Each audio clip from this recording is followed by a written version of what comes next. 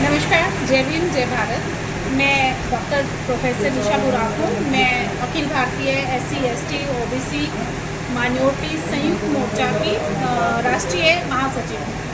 आज हमने यहाँ पटना के बेगूसराय में हमने एक प्रोग्राम का एक नेशनल हमारा कन्वेंशन था ये, जिसमें विभिन्न स्टेट से आए हुए और खासकर जो बिहार पटना क्षेत्र के जो आसपास के एरिया के हमारे मेंबर्स हैं, उनके साथ हमने यहाँ एक अधिवेशन रखा।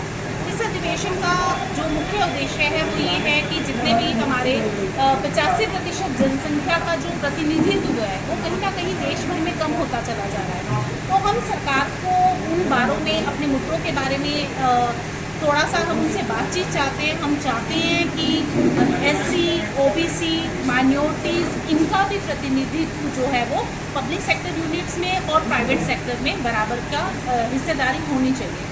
और विशेषकर बिहार का जो मुद्दा है, SIR का मुद्दा यहाँ पे बहुत राजनीतिक रूप से गरमाया हुआ मुद्दा है। तो इसमें भी हम एक विश्लेषण की ज़रूरत समझते हैं कि ऐसी कोई भी जो कंडीशंस हैं जो इम्पोज की जा रही हैं, जिनको यहाँ के जो मासिस हैं वो बता रही हैं कि उनको फुलफिल करना बहुत ही असंभव सा है, या एक सोची समझी साजिश के तहत कुछ जो विशिष्ट जातियां हैं उन्हीं के जो वोटर्स हैं उनको इस सहारे से इन कंडीशंस को इम्पोज करके उनको अलग किए जाने की साजिश रची जा रही है। तो मुझे लगता है कि सरकार को इस संबंध में जो है वो इसको तत्वाधान में लेना चाहिए और एक पॉजिटिविटी के साथ, एक सकारात्मकता के साथ एक लोकतांत्रिक अधिकार यहाँ के नागरिकों को, यहाँ के वोटर्स को मिलना चाहिए। दूसरी बात है कि जितने भी हमारे जो प्रमुख मुद्दे जो साथ साथ चलते ही रहते हैं, यानी कि प्राइवेट सेक्टर धीरे धीरे करके बढ़ता चला जा रहा है, पब्लिक सेक्टर यूनिट्स जो है वो कम होती चली जा रही है, तो प्राइवेट सेक्टर में किसी तरह के आरक्षण का प्रावधान नहीं है।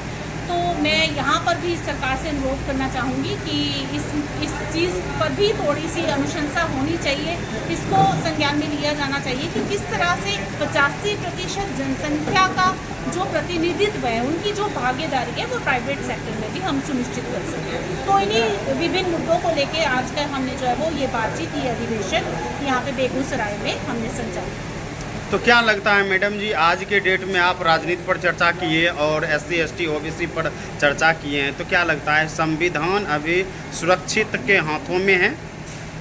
देखिए, संविधान डॉक्टर अंबेडकर की ही मैं जो वक्तव्य है मैं वो यहाँ पर सभी को याद दिलाना चाहूँगी कि डॉक्टर अंबेडकर ने कहा था, बात अच्छे या बुरे संविधान होने के लिए, बात ये है कि संविधान को जो लागू करने वाले लोग हैं, जिनके हाथों में ये संविधान जा रहा है, वो इसको किस स्पिरिट में, कितनी अच्छी तरह से इसको जो है वो लागू करते हैं।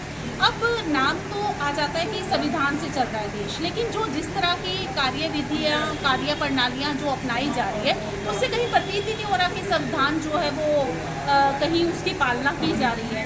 क्योंकि पब्लिक सेक्टर यूनिट में ही तो आरक्षण का प्रावधान है ना। अगर मान लीजिए पब्लिक सेक्टर यूनिट को ही ख़त्म कर दिया जाएगा, जिस तरीके से स्कूल धीरे धीरे करके बंद किए चले जा रहे हैं, तो जो डाउन टोडन फैमिलीज़ हैं उनके बच्चे कहाँ पढ़ेंगे? अगर सरकारी स्कूल नहीं होंगे तो उनकी जो पढ़ने वाला वो पूरा कार्यविधि है वो तो ऑटोमेटिकली समाप्त हो जाएगी। तो फिर हम इस परिस्थिति में हम किस तरह से ये मान लें कि संविधान की पालना हो रही है?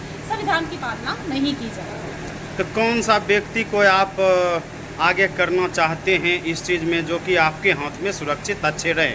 देखिए, मैं किसी पार्टी विशेष का यहाँ पे उनका रिकमेंडेशन नहीं जो है वो करना चाह रही हूँ। मैं केवल इतना चाह रही हूँ कि अगर जो सत्तारूढ़ पार्टी है ये चाहती है कि वो दोबारा सत्ता में आए, तो उन्हें जितने भी 85% जनसंख्या के माइनॉरिटीज़ के, अनुसूचित जाति के, अनुसूचित जनजाति के, पिछड़ा जाति का जो एक प्रतिनिधित्व है वो अपनी पॉलिसीज़ के जरिए से बिहार में और पूरे देश भर में लागू करना चाहिए। तो हम उनकी भी अनुशंसा करेंगे। लेकिन अगर मान लीजिए उन्होंने इस बात की ठान ली है कि वो कुछ विशिष्ट जातियों को ही यूनिवर्सिटीज़ के वाइस चांसलर बना के भेजेंगे, कॉलेजियन सिस्टम के तहत से सुप्रीम कोर्ट, हाई कोर्ट में जजेस बनाएंगे, तो फिर ऐसी पार्टी की तो जो है वो खिलाफत करना हमारी मजबूरी बन जाएगी।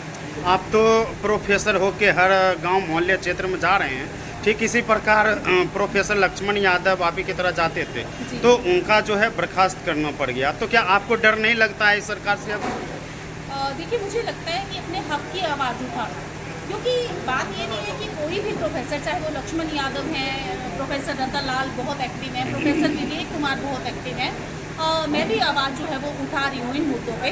तो मुझे नहीं लगता कि अगर हम सरकार से सवाल पूछ रहे हैं तो इसमें किसी भी तरह की हम विपक्ष की भूमिका निभा रहे हैं, क्योंकि लोकतांत्रिक प्रणाली में तो बाबा साहब ने हमें इस बात का अधिकार दिया है कि हम सरकार से, सत्तारूढ़ पार्टी से अपने हकों की आवाज़ उठा सकते हैं, उन तक पहुंचा सकते हैं। तो इसमें मुझे कोई ऐसा संभावना नहीं लगती कि कभी भी जो है वो आवाज़ उठाने से किसी को जो है वो बर्खास्त किया जाए।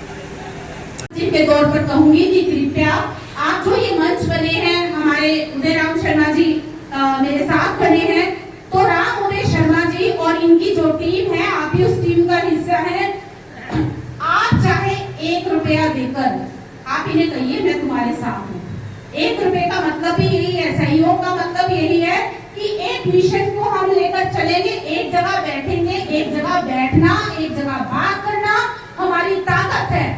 इस ताकत को आप मजबूत करिए और हमें ना केवल 85% हमें सिर्फ अपने वक्ताओं में बोलना है, अपने वक्तव्य में बोलना है, बल्कि हमें 85% को लामबंद होना पड़ेगा, एक जगह आना पड़ेगा, एक साथ अपने मुद्दों को उठाना पड़ेगा देश भर में, और तभी हमारी बात बन सकती है। अपनी तरह से हम संयुक्त मोर्चा कोशिश कर रहा है कि वो हर स्टेट में इस तरह के कन्वेंशन करे, लोगों को इकट्ठा करे, बात करे, प्रेस कॉन्फ्रेंस करे और उसके माध्यम से हम लोगों तक इन सभी बातों को पहुंचाए, प्राइवेटाइजेशन की बात को पहुंचाए, प्रमोशन इन रिजर्वेशन को पहुंचाए।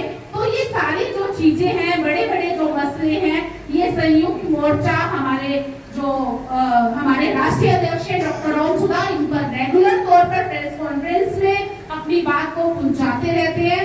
आपसे भी मेरी यही विनती रहेगी, विशेषकर महिलाओं से। ये पुरुष तो अग्रणी है, मैं ये बोलती हूँ कि हम बोलते हैं ना पुरुष रोकता है, नहीं, पुरुष रोकता नहीं है।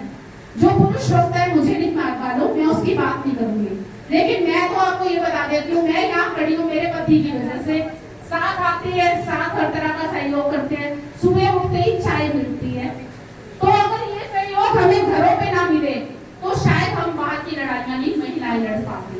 तो महिलाओं को जो सचेत करने का काम है वो बेटों का है, वो पुरुषों का है, कि वो अपनी बीवियों को, अपनी माँ को, अपनी बहन को थोड़ा सा जो परिवेश में घटित हो रहा है ना, जो हमारे समाज का ताना बाना है, उसको समझाएं, उसे पढ़ने से ना रोके बल्कि पढ़ने के लिए मजबूर करें।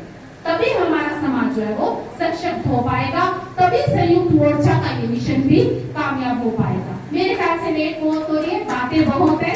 अगली मुलाकात में फिर हम एक नई बात के साथ मिलेंगे। मुझे सुनने के लिए आपका विशेषकर आभार पूरे प्रकट करती हूँ। जय भीम, नमो।